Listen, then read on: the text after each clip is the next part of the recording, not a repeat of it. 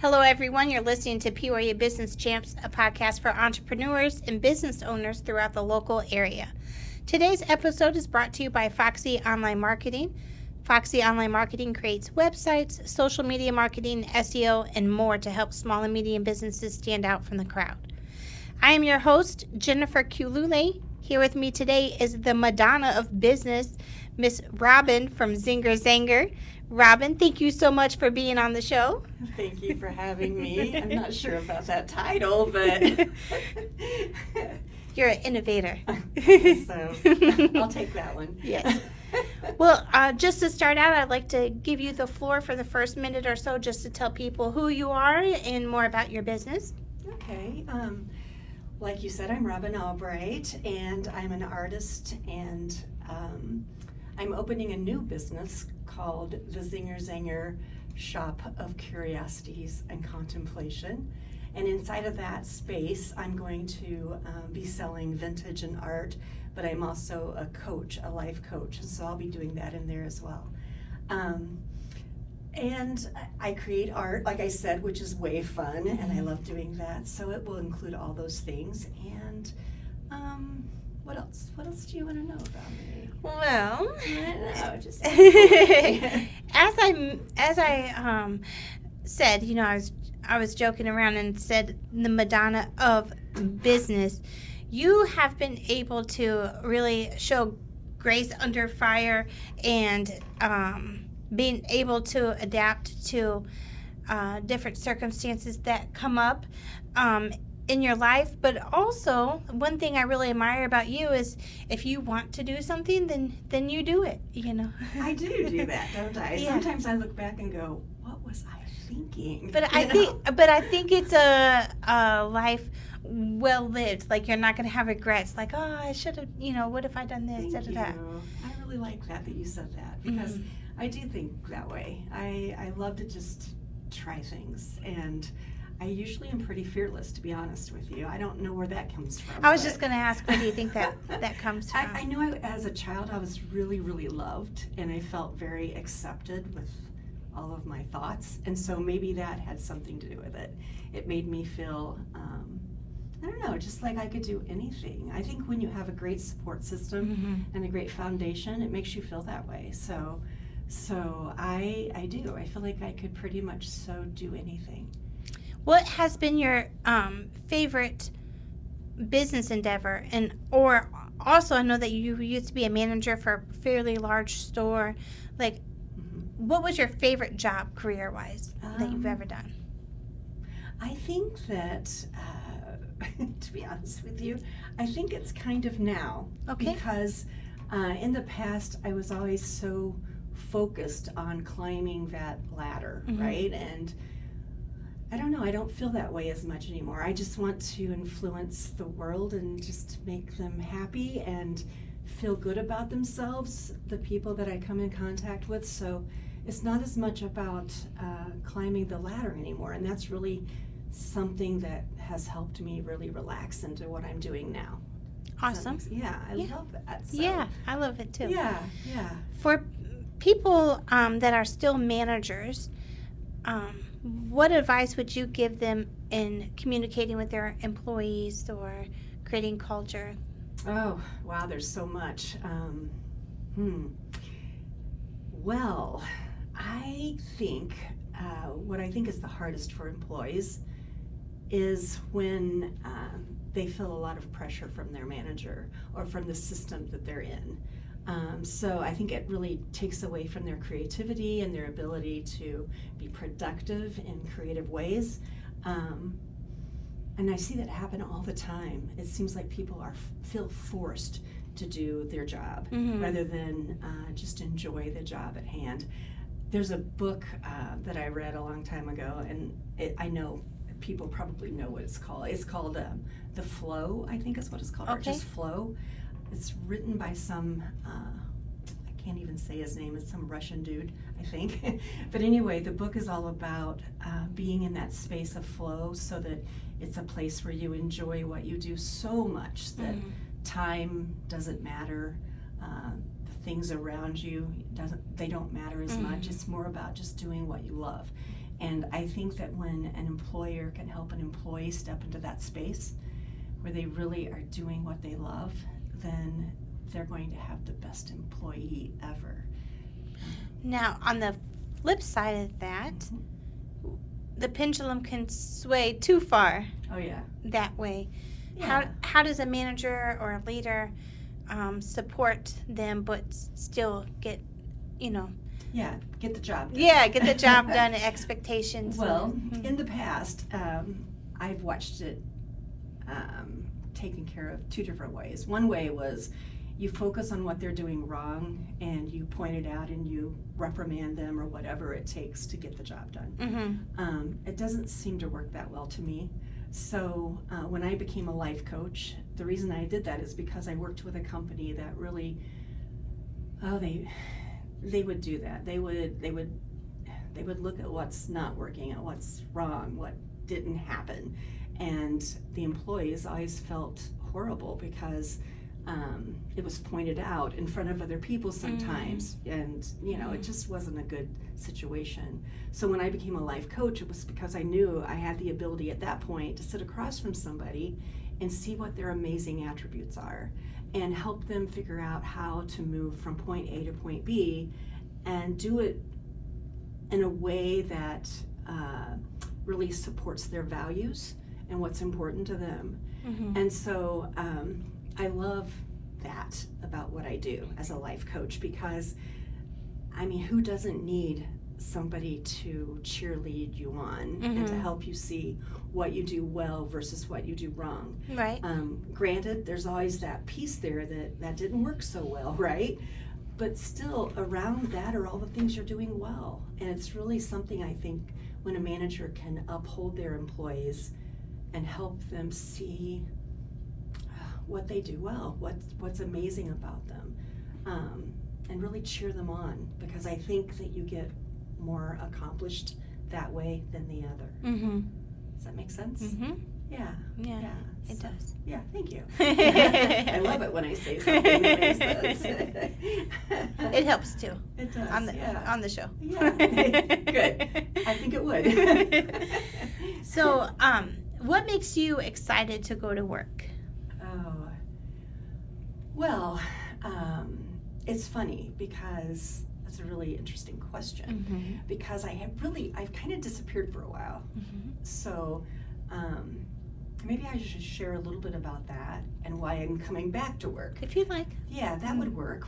So I was a life coach and a speaker in the past, and I was doing really well. Everything was going amazing. You were in your flow. I was in my flow, and I was making such good money, and all those things, they were falling into place. And then my husband got sick, and when he got sick, he was diagnosed with something called behavioral variant frontal temporal degeneration, which is an early onset dementia, but it affects his frontal lobe, which is his personality, his emotions, and things like that. So it was really hard for our marriage, for our life, for everything. Everything fell apart.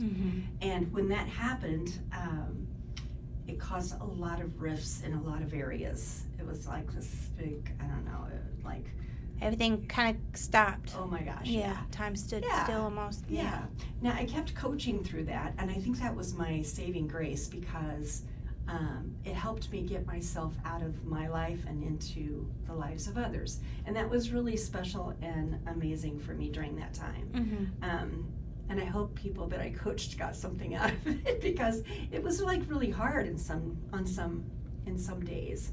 But anyway, then my husband now has cancer, and his cancer is the type that, he's just refused treatment because he knows he has this other piece as well.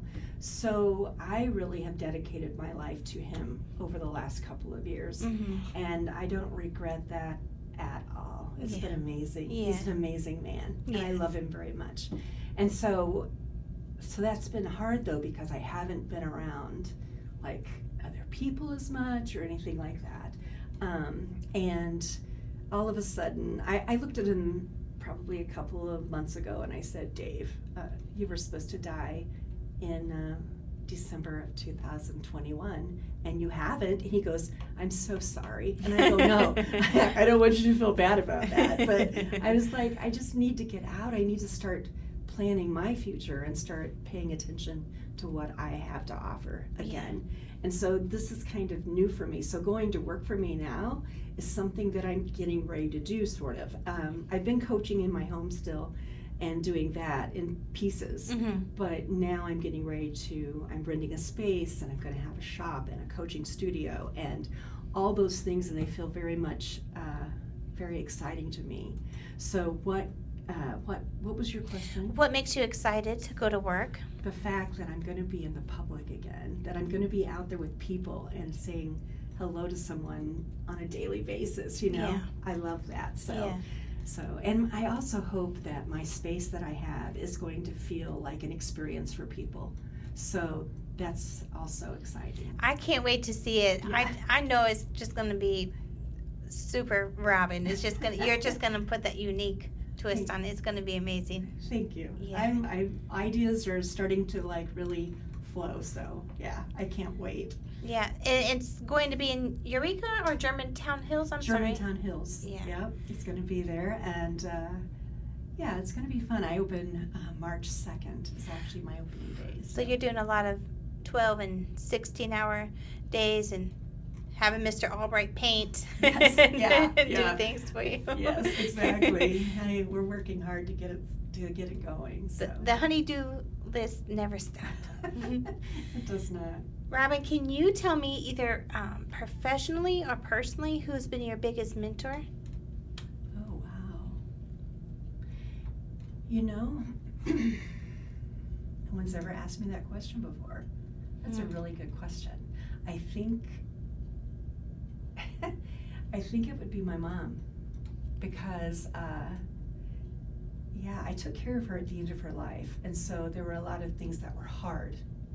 But overall, throughout my life, she was always this amazing guiding light. And I always say that she was my coach. She really was. She was amazing. She taught me a lot of really great ways to look at life. And I think the ability to shift my perspective comes from her. Did she approach parenting you in that vein when you were a child, like young? She did. Perspective and everything? She really did. That's awesome. She would say things like, I would ask her opinion, and she'd say, well, she would always flip it back to me. What do you think? You know, and she would, she never made me feel really forced to do anything. She always gave me the options and wanted me to think it through for myself. And I love that. I love the fact that she did that, you know. And if something was hard, she would always help me see it in a different way, which is what I do for clients, right? Yeah. I always help people see a different perspective. She was a natural life coach. She really was. And she lived to be 92. Yeah, amazing. That is amazing. Yeah, it's because she was so happy. She was a happy person, so. Wow. I know, right? You gotta love that. Well, I was going to ask you the biggest challenge you had to overcome, but I think we kind of talked about that with the episodes with your husband and everything. I said earlier that you've always demonstrated to me grace under fire. Even in that hard time, you took it and made something beautiful out of it, which was the book that you did. Can you tell people about that? Yeah. It was funny. We were because we lived in Florida for a while after Dave got sick, and I was having a really hard time accepting what was happening. I'm like, this is not supposed to happen to us, you know, and I was just really frustrated about that. And I remember our son saying, why don't you take the thing that's the hardest and the ugliest right now and turn it into something beautiful? And I knew immediately what to do. I sat at our table and I wrote page after page, because it's all handwritten, and it's like a workbook, and it's called 12 Tiny Well-Being Tips for Caregivers. And I did it to kind of tell our story and to offer advice from a life coaching perspective for caregivers, but at the same time, it really spoke to me and helped me get through it. It was really healing for me to do that. And then we didn't at the time, because life had been so hard. Dave lost his job, different things. We didn't have the money to print it. So I did a Kickstarter, earned the money to print the book, and then, all kinds of good things have happened from that book. When we were in Florida, AARP and the Alzheimer's Association did a little pitch contest, and I was one of the top ones in that, and it was just fun, so much fun. If someone is a caregiver right now and they feel alone or isolated, I feel like this workbook would really help them express their feelings and know that there's someone out there that went through the same thing as them. Where could someone find this book at? It's on Amazon, or they can just reach out to me in good old Germantown Hills, Illinois. Yeah, exactly. And it's a 12 tips well-being. Am I saying that right? 12 tiny well-being tips for caregivers. Okay. I'll make sure to put that link up for people too. Yeah. So, what do you feel are the most important attributes a company must have in order to be successful? I think, first of all, they should have heart. I think that whatever they're selling or promoting should come from a space of contributing to something bigger than themselves, so something from their heart. I think they should, besides heart, my gosh, that's all I ever think about is that. Yeah. Is like, I think they need support. They need a support system as far as like people to sit around and brainstorm with and chit chat about what's going on, because owning a business can get pretty hairy sometimes. It's right? like almost like being a caregiver as well. Like, it really is. You have to take care of the business, the employees, the payroll. You can feel isolated easily. Yeah. Easily, yeah. Mm-hmm. It's like I used to work with mentoring with what are they called? I'm trying to remember. The organization that works through the chamber. SCORE? Yes, I used to mentor through SCORE, and so I would do help people come up with a business plan and different things. And the one thing that I noticed is that often people would have an idea for a business, but then they would not have any experience or really not know what they were doing, you know. So I also would say, besides the fact of having heart and support, that you actually really know what you're getting into. Yes, know the ins and outs of what you're offering. Mm-hmm. So for instance, somebody, I remember when I was mentoring for SCORE, somebody came in and said, I want to own a restaurant, and they cooked really well. You could tell they had really great recipes, but they had never experienced a business before. Yeah. And so it was like, and food business, right? So it was challenging, no doubt, if they went forward. I mean, I helped them kind of create a plan, but it would have been easier had they had already had some experience or really knew the business side of things. Yeah. So yeah. I remember I was in culinary school, and we had a whole class just about food cost control, and it should be more than this percent and da da da da. And I think that's something, if you are not aware of that, it's gonna kill you. Yeah. So true. Yeah. Yeah, you've got to really. I think research is huge. It's so important. And I think reaching out to businesses like yours, or that you respect, or want to be like, if you can seek out a mentor, I think that helps a lot of people starting out in business too. Definitely. I think that's true. Yeah, and there are always people willing to help, I believe. So yeah, you might get a couple no's, but right? Yeah. Never hurts, I know when I decided I wanted to become a life coach, I sought out life coaches, and I'd call them up and they wouldn't know who I was, and I'd say, hey, you want to do lunch? And they were like, okay. It's like you were contacting businesses. I did. Yeah, I was like, I just wanted to understand exactly what they did and how they did it, and any little nugget of information that would help, and it did help. So what percent of your clientele for life coaches business owners? Let me think. I've got 2 that are starting up products that they're going to offer to the world, which is very cool. One is not a business, he's an employee, but he's amazing. The reason I ask is because I know that you used to do a lot of business coaching. I did, yeah. I used to work for a corporation, and I would do executive coaching and things like that.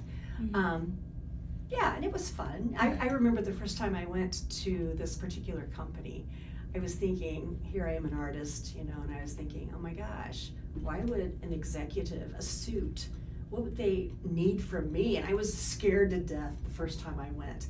But it was amazing how people are people, right? It doesn't matter who you are, what level of whatever you are in your organization, everyone's a human being, and everyone has the same wants sort and of needs. Yeah. And so, I realized how very important my perspective was to a suit, actually. And so it worked out really well. I worked for them for several years. I would recommend to anyone listening, even if you're a business owner and you want to speak to Robin for business coaching, you're still taking those clients, right? I am. I would definitely recommend you reaching out to her, because she does have a lot of insight and perspective as far as leadership. And you were on emotional intelligence because before it came the buzzword, you've always been a big supporter of that. So Yeah, definitely. Yeah, I think all those things are so important. So anything that we didn't talk about that you'd like to discuss? I love what you're doing, by the way. Thank you, by the way. I really do. I think it's needed. And one thing I can say about you is I know you well enough that this is coming from your heart. Yeah, I'm in my flow. In your flow. So this is going to be beautiful. So, Ms. Robin, where can people find you? Your physical location, and then where can they find you online? Okay, so right now we're in the midst of revamping my old website, and it's not quite done yet. But I'm on Facebook, and I'm going to have my physical site in Germantown Hills. It's 369 Old Germantown Road in Germantown Hills, and anyway, I could give out my phone number, but I don't know how smart that would be. I like your business address, 369, the multiples, yeah. Right? I like and it. then I also, zingerzanger@gmail.com. Okay. So that's the way people could. And your Facebook page that you want people to go to? Is just, right now it's just Robin Albright. Robin Albright. Mm-hmm. Okay.